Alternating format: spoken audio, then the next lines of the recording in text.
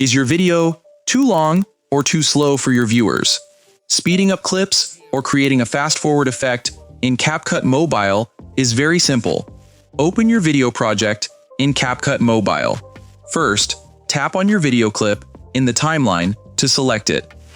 Look at the bottom menu and tap on Speed. Next, go ahead and select Normal. Now, drag the speed slider to the right to 2x for fast forward, or 5x to skip long parts. If your sped up video has high-pitched, squeaky voice sound, you can easily turn it off. Simply tap on Volume and drag the slider to 0. Here is a pro tip to make fast-forward videos look like a smooth time-lapse. Scroll right in the toolbar and tap on Motion Blur.